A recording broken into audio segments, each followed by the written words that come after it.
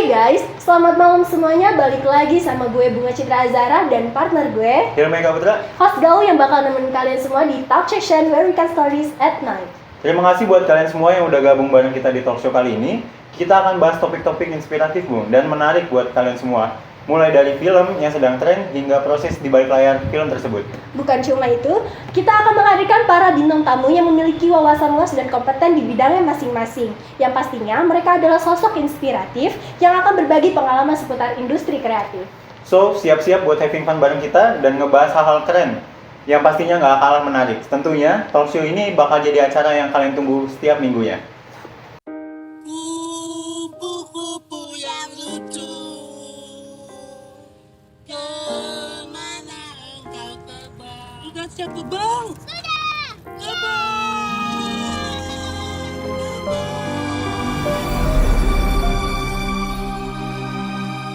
Satu, dua, tiga. Hati-hati di jalan. Jangan lupa makan.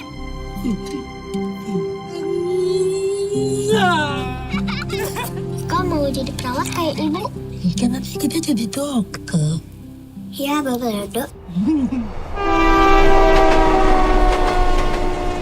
Bu Ani, Bapak nggak pulang semalam. Ika nggak nonton TV? Terdakwa dan Pak Rozak telah melakukan tindakan memasuki pekarangan rumah tanpa izin. Terdakwa juga melakukan pembunuhan dengan keji.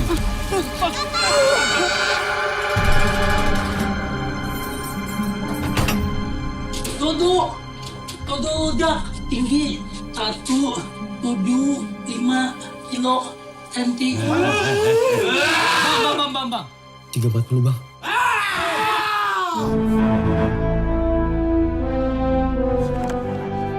Kalian tahu apa yang akan terjadi dengan penjahat-penjahat seperti kalian di sini?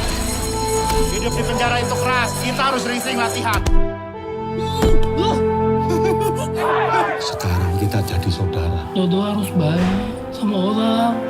Besok orang baik sama Dodo. Minta apa dong? Anak.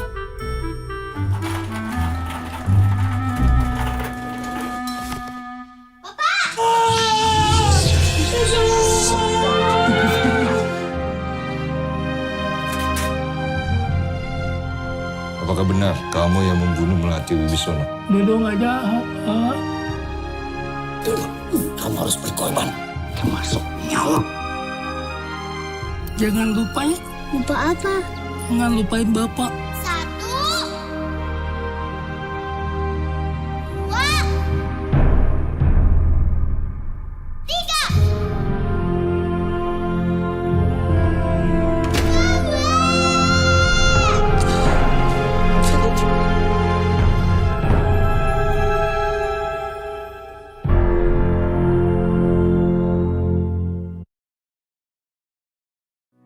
Di tanganmu, botol plastik bekas bisa jadi baru lagi.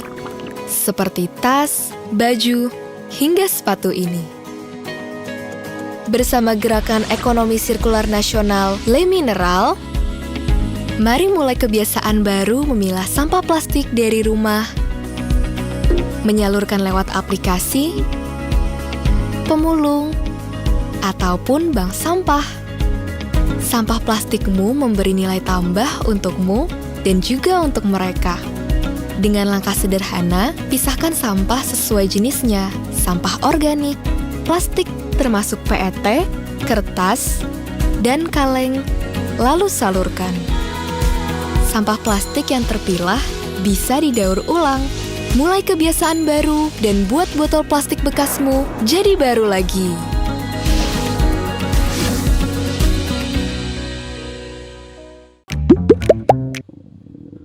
Lapar, pengen nempel uang.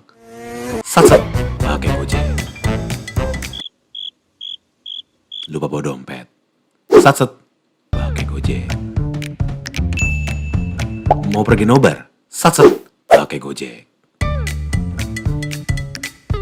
Kena macet, butuh yang sat, pakai Gojek.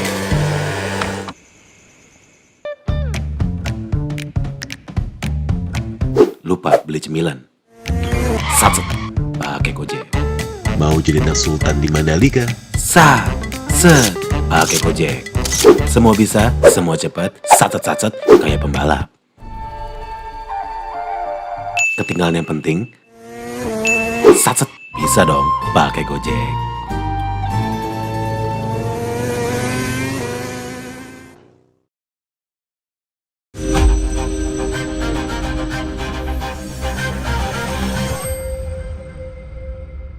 Perkembangan bioskop di Indonesia dimulai pada tahun 5 Desember 1900. Ilmuwan Indonesia dan lokal buatan Indonesia pertama yang dicatat adalah Lady Van Java, dibuat di Bandung tahun 1926. Lutung Kasarung, Sikonat, dan Pareh diputar di bioskop tahun 1930. Kemudian, film Indonesia mengalami perkembangan pesat tahun 1900-an dan terus berkembang sampai saat ini dengan berbagai selera tonton dari masyarakat, mulai dari genre dan tema film. Kali ini kita udah kedatangan bintang tamu yang pertama, Bung. Cluenya dia adalah seorang sutradara yang terkenal. Filmnya udah booming di mana-mana dan sukses tentunya.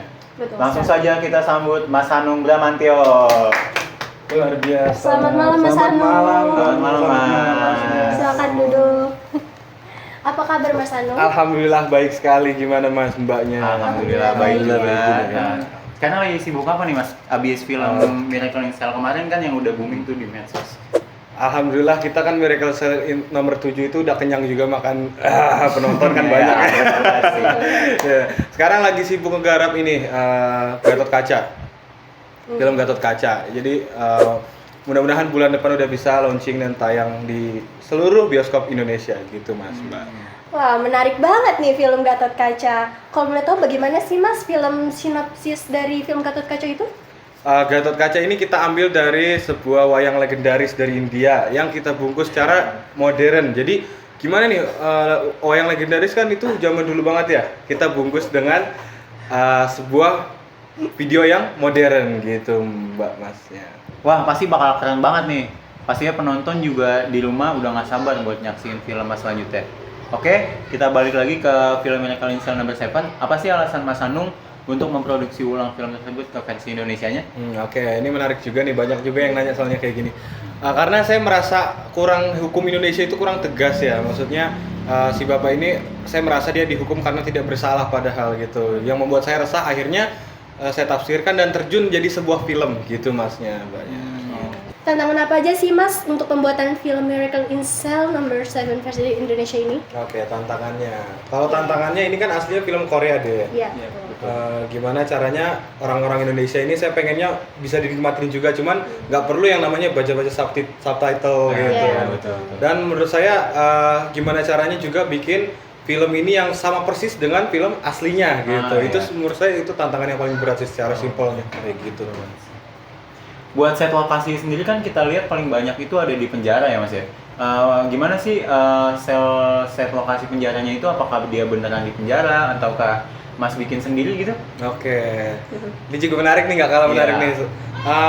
Tadinya pengen pakai di penjara asli.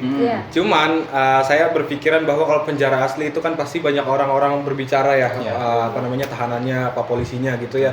Jadi bakal menimbulkan noise suara gitu. Dan juga si aktornya di penjara beneran kan nggak gitu. Iya benar-benar. Akhirnya saya buat studio yang bener-bener mirip penjara aslinya secara detailnya, bangunannya persis sama kayak penjara asli, 1:1 ukuran gitu. Berarti secara garis besar film Miracle in Cell No. 7 ini menceritakan tentang apa sih, Mas? Ya. Dari film ini sebenarnya ada tokoh seorang ayah namanya Dodo Rojak. Dia ini pengen berusaha supaya anak-anaknya ini dia tetap peduli, cuman dengan keterbatasan seorang ayah, dia kan punya keterbatasan ya, maksudnya kayak kecerdasannya cara berperilaku seperti ke anak-anak gitu. Tapi seorang ayah ini punya keinginan yang kuat buat gimana caranya merangkul anak-anaknya gitu loh. Tetap peduli gitu jadi seorang ayah. Betul. Buat pertanyaan selanjutnya, kayak sekarang kan banyak nih, Mas, di Indonesia hal-hal kayak pembajakan film dan lain-lainnya. Menurut Mas gimana sih tanggapannya tentang pembajakan film yang ada di Indonesia itu? Jujur saya sendiri pribadi merasa sangat amat kecewa sekali, Mas, Mbaknya. Karena kenapa ya?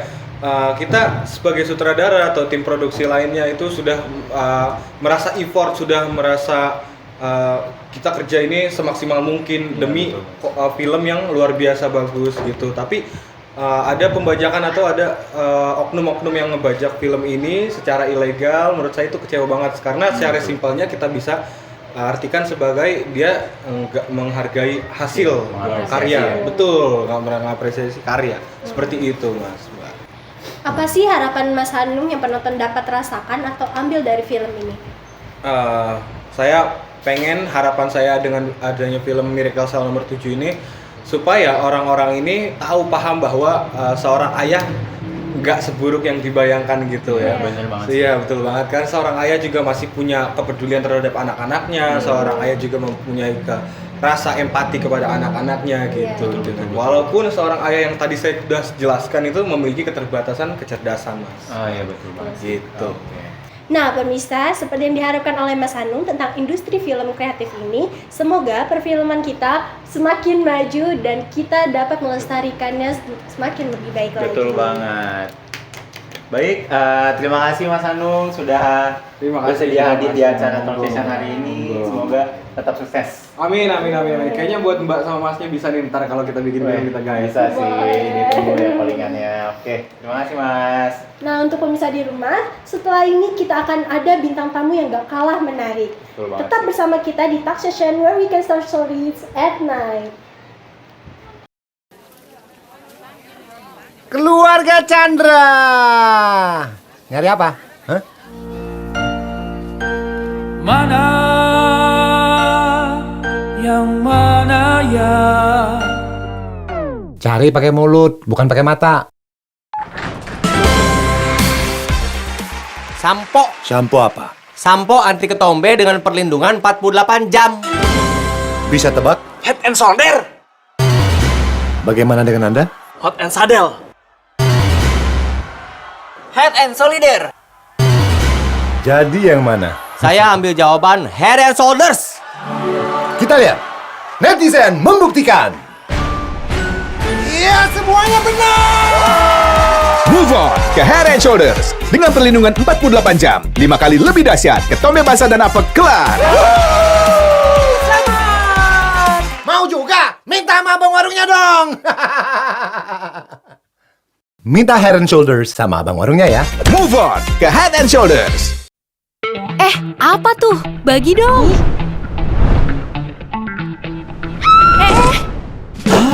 Disuruh bos lembur, krovelin aja. Krovel tuh. Capek abis asik di luar, krovelin aja. Hey, ini mah. Di rumah bareng keluarga, krovelin aja. Healing nonton film sedih, krovelin aja.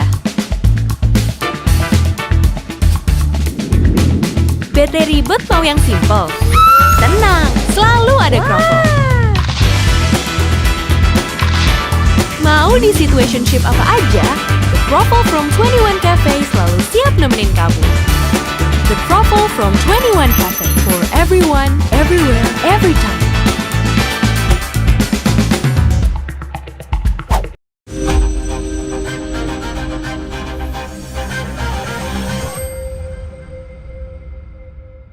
Balik lagi bersama kita di Talk Session where we can share stories at night. Nah, Mi, di segmen sebelumnya apa aja nih, Mi, yang udah kita bahas bareng Mas Hanung Bramantio? Ya Bung, tadi kita udah bahas apa sih film Miracle in Cell No. 7 itu? Dari mulai tantangan sampai harapan Mas Hanung terhadap industri film Indonesia. Selanjutnya, masih seputar dunia perfilman. Sekarang kita udah kedatangan nih aktor yang membintangi film Miracle in Cell No. 7. Langsung saja kita sambut Vino G. Bastian. Halo. Hai. Selamat malam Kak Vino. Halo Mas. Silakan duduk. Ya. Apa kabar nih Mas Vino? Alhamdulillah sehat dan baik. Ngomong-ngomong selamat ya Kak atas suksesnya film Miracle in Cell No. 7 ini. Sebagai pemeran utama film ini, gimana sih perasaannya? Apakah semangat gitu, kayak seneng? Atau gimana tuh kira-kira? Terima kasih banyak sebelumnya Kak Hilmi. Perasaan saya udah pasti senang sih, udah pasti senang dan sangat-sangat bangga karena saya dipercaya di film ini sebagai peran utama yang memerankan sebagai sosok ayah yang sangat-sangat menyayangi putrinya, seperti itu sih. Oke, boleh nggak sih Kak ceritain tentang karakter yang Kak Vino perankan dalam film ini yang membuat karakter ini tuh unik dan menarik bagi Kak Vino? Dalam film ini saya berperan sebagai seorang ayah yang bernama Dodo Roza yang memiliki berbagai macam latar belakang dan kekurangan, tapi bercita-cita ingin menjadi sosok ayah yang sangat-sangat bisa dibanggakan dan menyayangi putrinya. Seperti itu sih yang membuat saya benar-benar terkesan dan termotivasi untuk jadi terbaik gitu dalam berperan dalam film ini. Wah, keren banget dan sekaligus unik sih perannya ya Kak. Iya, betul. Pasti banyak banget nih yang harus Kak Vino siapkan. Kalau boleh tahu, apa aja sih persiapannya yang Kak Vino siapkan? Kayak apakah ada observasi atau bagaimana itu kira-kira? Untuk persiapan sendiri sih saya melakukan berbagai macam reading ya, dan berbagai macam persiapan lainnya. Saya mengunjungi beberapa psikiater dan psikolog gunanya untuk melakukan riset lebih mendalam terhadap karakter yang akan saya angkat di film ini sih. Seperti itu, lalu sisanya saya serahkan ke sutradara. Berarti cukup sulit ya persiapannya dan effortnya juga yang dikeluarkan juga pasti nggak main-main dong ya. Nah di film ini kan Kak Vino berkolaborasi nih dengan aktor-aktor senior. Gimana tuh cara Kak Vino untuk membangun chemistry yang dengan mereka? Untuk membangun chemistry sih sebenarnya cukup mudah ya. Saya memaksimalkan waktu reading itu bersama aktor-aktor yang lain. Yang penting sih jangan bersifat pasif, karena kalau udah bersifat pasif itu udah pasti nggak maksimal sih hasilnya. Seperti itu. Nanti kita bagaimana kita sama aktor yang lain aja kolaborasi. Jadi cara bangunnya dengan cara banyak-banyak interaksi ya kan? interaksi sama aktor-aktor yang lain. Pasti seru banget sih kalau kayak gitu bisa kerja sama aktor-aktor senior. Oh iya, Kak Vino kan bisa dibilang termasuk aktor yang lumayan senior ya, udah malang melintang di industri perfilman. Ada nggak sih tips yang Kak Vino bisa bagikan buat para aktor baru supaya selalu cocok di berbagai tokoh dan berbagai karakter gitu? Gimana tuh kira-kira? Yang pasti sih setiap aktor itu punya karakteristik dan warnanya masing-masing ya. Mereka juga punya cara masing-masing untuk tetap terus berkarya di industri perfilman. Cuma kalau yang saya lakukan sendiri itu saya lebih banyak melakukan observasi terhadap karakter-karakter tertentu dan lebih banyak interaksi sama senior-senior. Lebih banyak ngobrol, lebih banyak sharing sama yang lebih berpengalaman seperti itu. Gitu sih. Baik, terima kasih Kak Vino sudah bersedia hadir pada malam Thank you, Kak. hari. Setelah ini akan ada bintang tamu cantik yang pastinya akan kalian tunggu-tunggu. Tetap bersama kami di Talk Session, where we can share stories at night.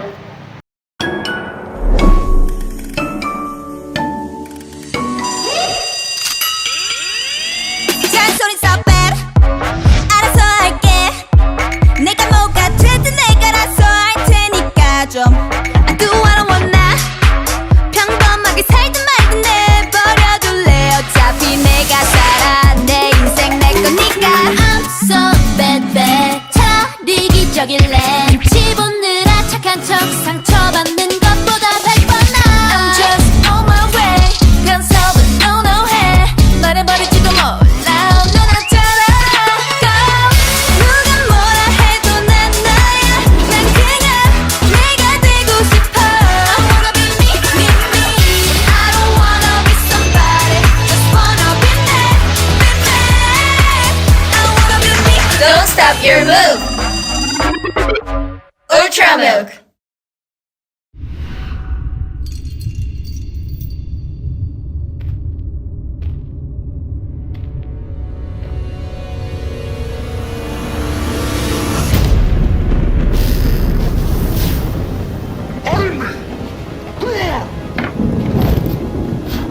Siapa itu? Serahkan Praja Musti itu.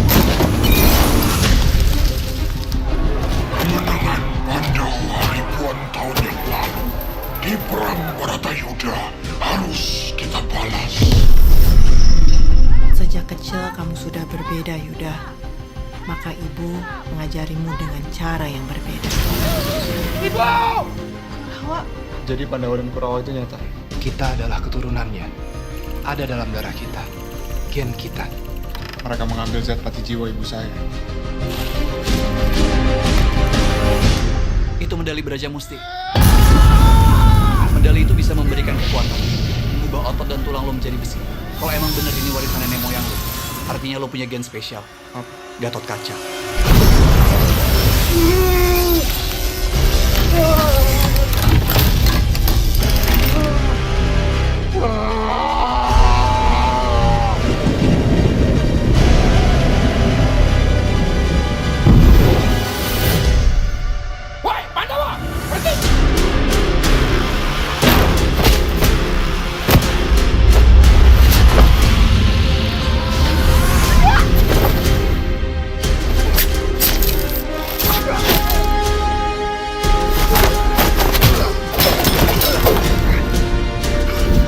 Ambil jiwatma Gatot Kaca. Jiwatma itu yang bisa membuka gerbang penjara yang mulia Aswatama. Selamat datang di Astinapura. Gua akui kehebatan pusaka kalian bisa masuk kemari.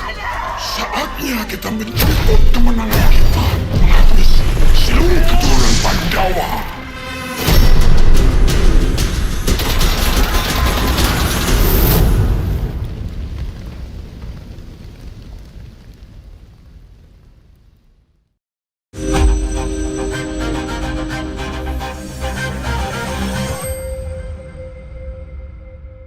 Balik lagi bersama kita di Talk Session where we can share stories at night.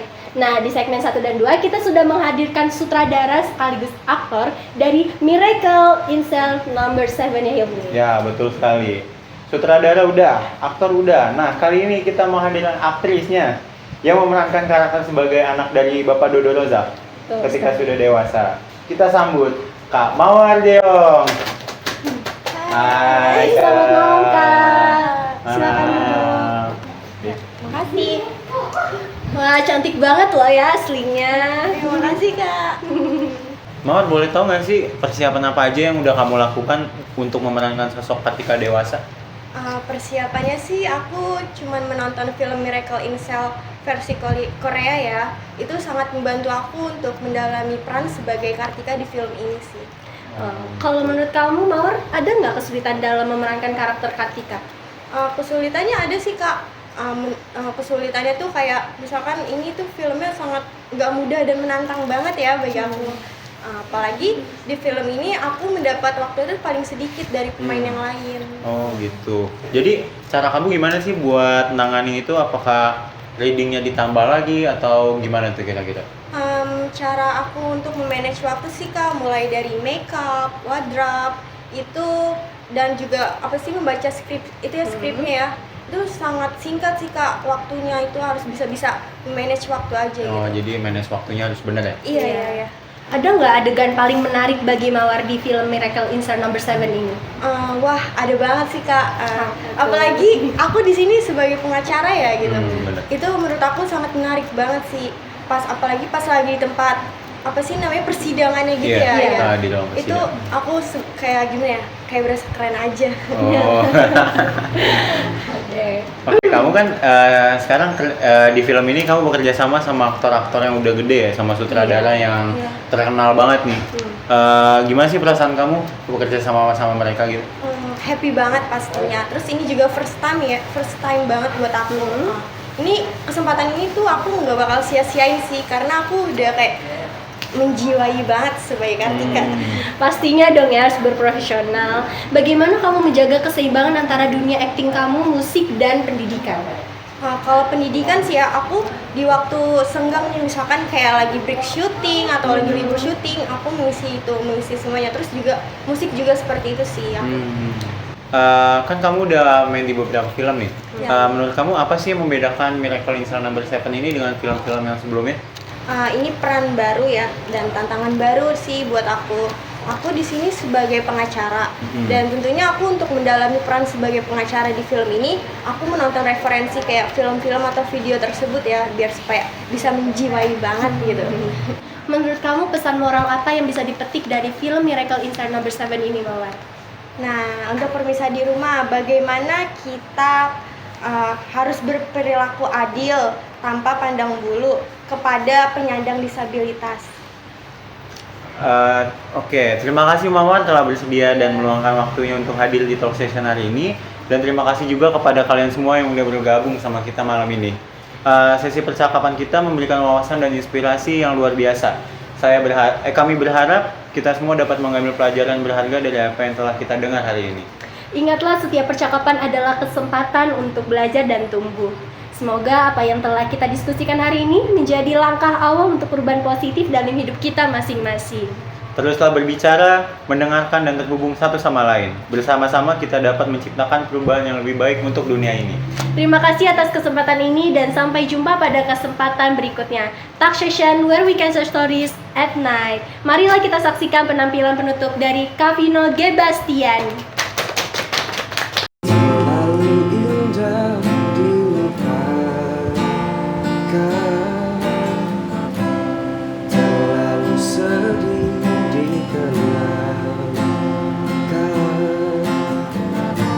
Setelah aku jauh berjalan dan kau ku tinggalkan,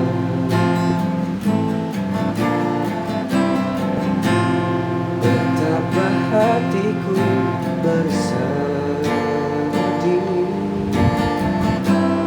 mengenang kasih dan sayangmu.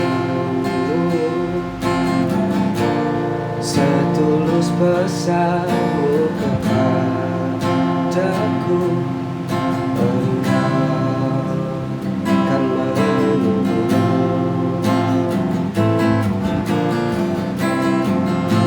Andaikan kau datang kemari,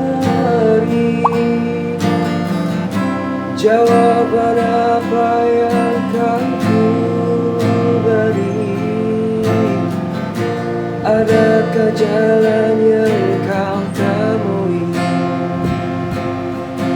untuk kita kembali lagi?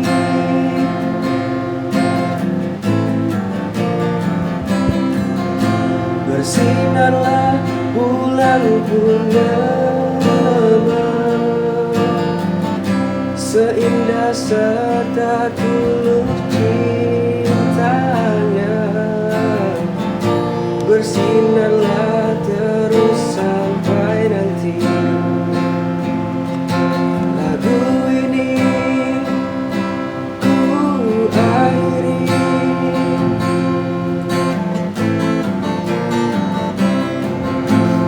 Betapa hatiku sedih mengenang kasih dan sayang. Setulus pesanmu kepadaku, engkau kan menunggu.